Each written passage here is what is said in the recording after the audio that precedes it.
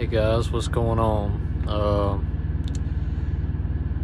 Well, I almost was in an accident today, and I don't know if y'all didn't see my post or not, but basically, excuse me, just had some dinner. Actually, I had some pizza. Didn't want to eat some pizza, but rather had to have better to have a hot meal than a cold meal. So, I'm actually in the truck stop right now, and I'm just kind of just getting relaxed and everything. And this is the inside of my truck. If y'all haven't seen, it's where like the refrigerator is, and you don't want to see that, but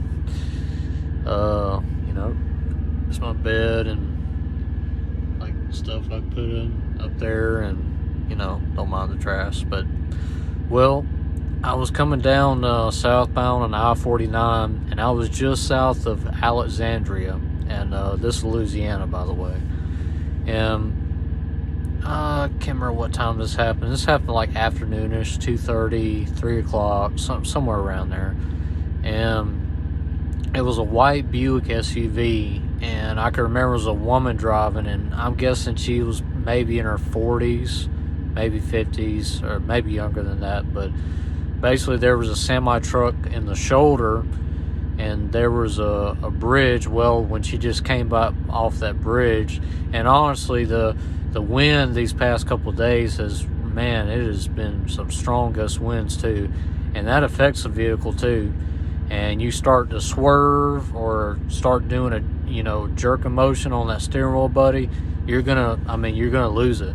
And really, this almost happened to her, where she was swerving, and I think she countersteered too much than what she thought, and she was literally almost in a fishtail, like you're going this way, that way. Literally, I don't know how she got out of it, but man, thank God she did, because I literally thought she was coming, because there's a median, where you have a lot of the interstates now where they run these wire medians, which really it does save lives. It keeps from cars going into the opposite lane and have a head-on collision, because otherwise she would have been probably head-on with me if she would have went through there. So this is one of the things why we have to be alert out here as truck drivers. And this is why I tell people, take your time, don't be in a rush. And this is what I don't understand. Why is everybody in a rush to get anywhere? Even when you get off work, I gotta get rushed to get home. I gotta rush to go to church. I gotta rush to do this and that. You don't have to always rush.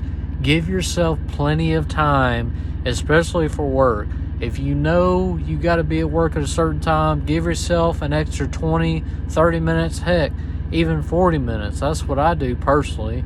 I don't have to do as much now, but I still have to manage my time when I go to a shipper or I go to a receiver. Just give yourself plenty of time, guys. I just don't understand why everybody's in such a hurry these days. And, and I'm sure people could tell me, it was probably the same 30, 40 years ago, but honestly, cell phones and distractions and things in cars, Bluetooth, headsets, and this, I'm telling you, it doesn't make it any better. It actually makes it 10 times even worse. And I've probably seen maybe 5 people literally on their phone just like this, literally driving and passing cars in the left lane, not a care in the world, and some of them holding up traffic too. Now, they are going, but really the fast lane's called the fast lane for a reason. And they might be going, maybe 73 or something. Like, come on, pick it up, because you got 5, 6 cars behind you. And that causes congestion, and that causes accidents and things. And because this is why people's patience are so thin these days, because I think people are just tired of other people's shenanigans. And I know I am, I can't lie. And really, it's all an honest day's work. I'm used to it. I've done this for so long that I've seen everything.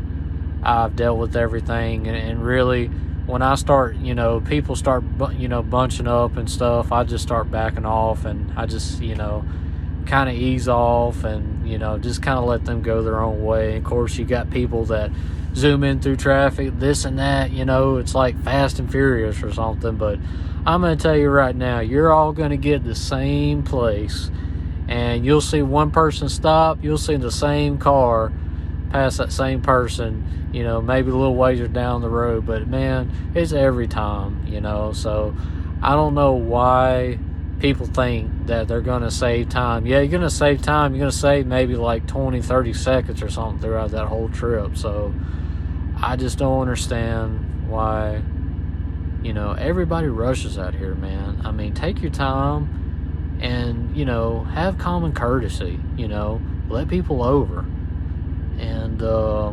And let the big trucks over, guys. You know, this is for you car driver foilers out there. If a big truck's coming up to another truck, he wants to pass them, and he's going to, you know, overtake them, just let him. You know, let him, because otherwise, you know, we might have to wait another 10, maybe 15 minutes before we could pass that guy, because here comes a whole line of cars. And you know, and I understand we are the professional,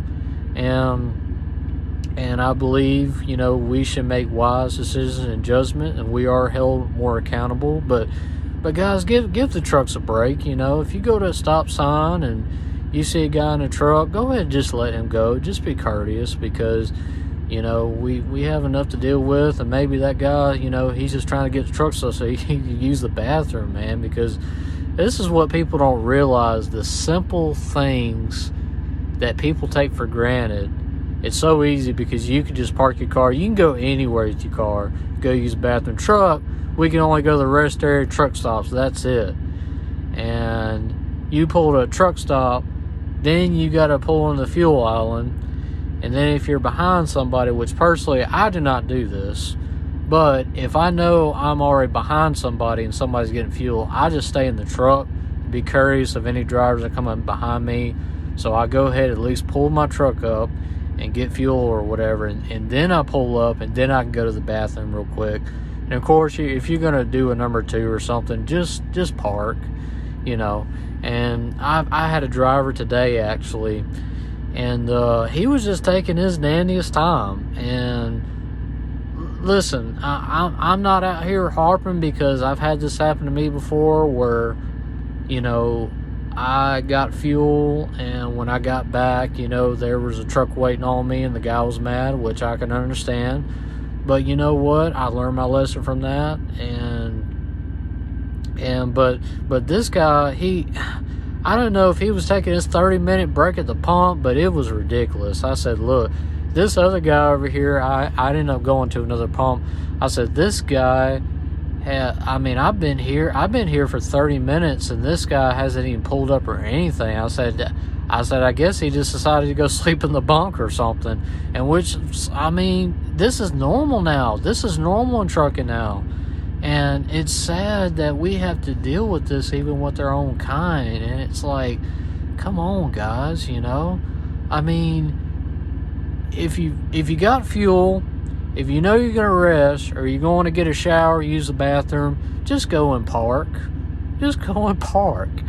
And, you know, and even the other guy that I saw, he was getting fuel, he got in his truck, and I waited a few minutes, and I was like, man, he's taking a little bit. And so I just happened to kind of go up there to see what the holdup. He's just sitting in his cab, just on his phone. And, I mean, he could at least pulled up for me. And he knows that I'm behind him, because I pulled right behind him. And it's like, this is why nobody wants to do trucking anymore. And, you know, I'm telling you, it's a lot. I feel like I need to address and educate the public what I deal with and what many truck drivers deal with, because it's more than what people realize. It's more than just parking your car, getting your little coffee, or just going to the drive-thru.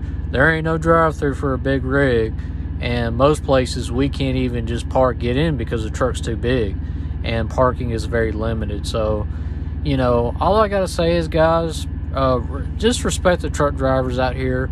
Give us space, give us room, and we'll do the same for you. And I understand there's some people that shouldn't be driving trucks out here that are, And in the same way, there's some people that shouldn't be driving, cars or pickup trucks out here, but there are. And we're just all trying to deal with each other and just trying to, we're just out here just trying to be safe and just get back home to our families. But I just want everybody to take care. God bless, and we'll see you next time.